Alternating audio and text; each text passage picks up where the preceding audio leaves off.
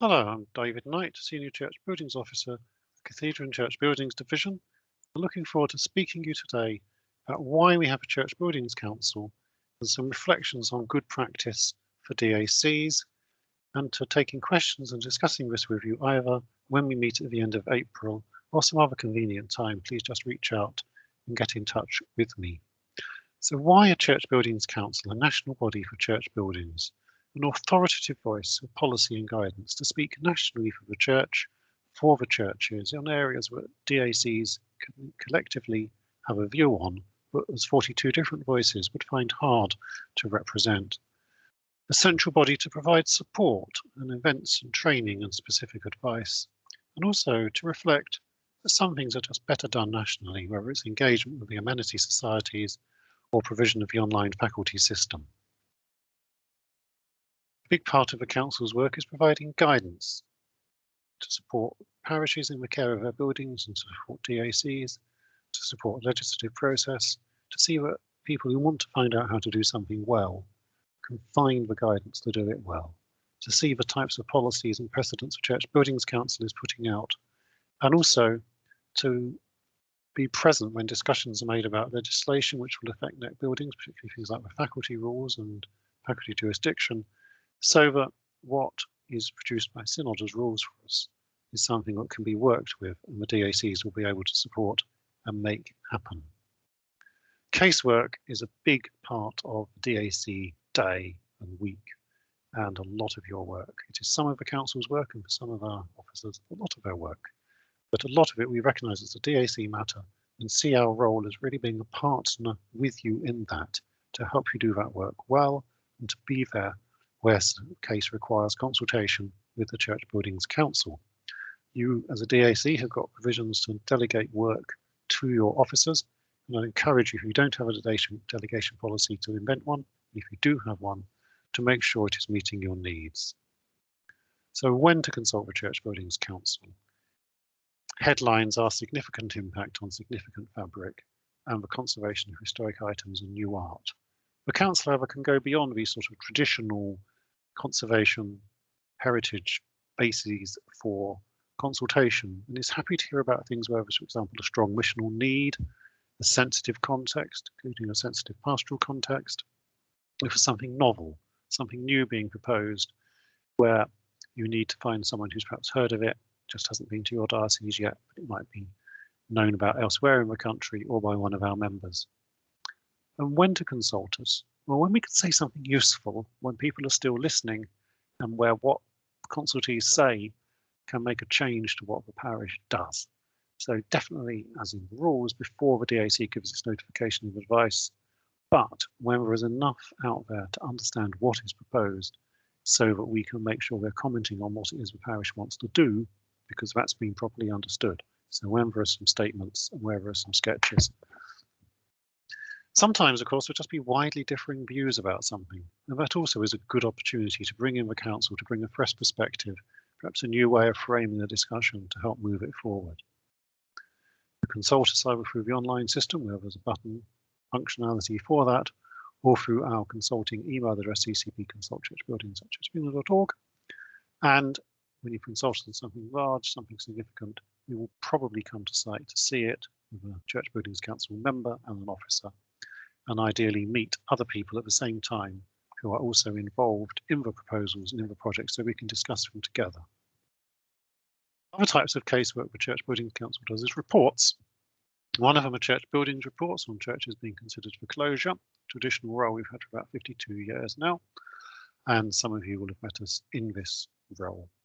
The other new area of work we're developing at the moment is options appraisals for churches facing an uncertain future, but where they could have a fresh lease of life. We call these churches struggling churches, and we're actively looking now to work with dioceses on how to support churches in that position, what it is you need from us, and what it's best done in the diocese to help see options, to see possibilities, and to move cases and churches in that position into a better place.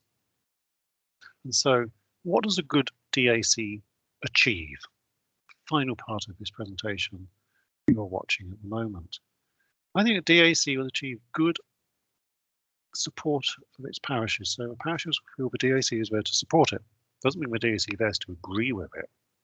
But even when it disagrees with it, they will realise that they're dealing with someone who understands them and who is supporting them, even if they wish it was saying or doing something else.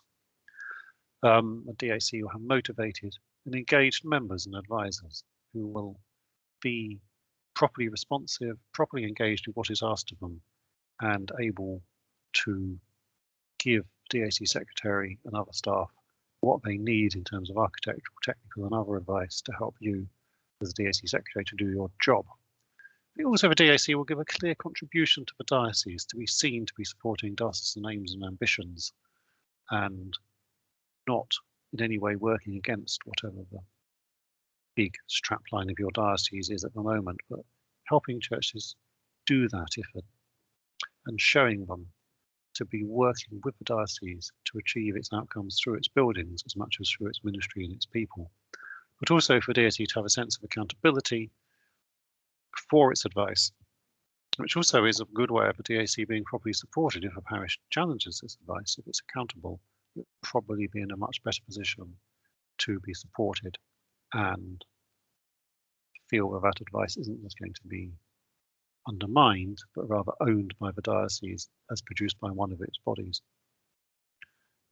Practice also looks at staff support, how the DAC secretary is managed, how their career is developed, how the membership of the committee is managed, if it's reviewed routinely, that the 6-yearly renew periods, make sure the members are there doing what they are there for and providing what the diocese needs. If the committee looks like the diocese it's serving in terms of gender balance, racial balance, and other characteristics, to show that the committee is able to listen to and understand what is being said to it through the different backgrounds and experiences of the members on it. And also when it has advisors who are specialists in some technical or other area, that they're aware of the wider work of the DAC and how their advice will land in the parishes which are being advised, as well as its technical proficiency and correctness. If the advice clearly understands the situation, it will get listened to in a way it won't if it feels like it's purely on the technical ground. A little bit more good practice before I finish. It's the DAC secretary's role to run the committee, to provide members with papers before the meeting, so when they turn up, they are ready to go, got everything in their minds, and are able to make good, incisive discussion and fully appraised of what it is they need to talk about, and that will come out of being given good papers in enough time to arrive ready. It's the DAC Secretariat's job, I think, to do that. Sometimes the DAC member will have a conflict of interest. They'll be designer, they'll be getting some money out of it, they'll be the minister of a parish, whatever it is. But you need, when that happens, to have an effective policy for dealing with it and to record clearly in the minutes how the policy was applied on each occasion it's applied, so that people know how conflicts are handled and good practice is not only done, but good practice is seen to be done when a parish notice and says something about it. And finally, for a DAC Secretariat, access to the DAC chair or relevant member, if something is unclear and they need a resolution between meetings to help to move something on, so that any of those sorts of process, is this what it should be type questions, can be dealt with in an efficient way, don't have to use up time at a full DAC meeting. Thank you very much for listening. I look forward very much to seeing you on screen in April and in person around the country in your diocese at some point over the coming months or year, again at our annual conference in the autumn. So there's a list there on the screen of things I can help you with.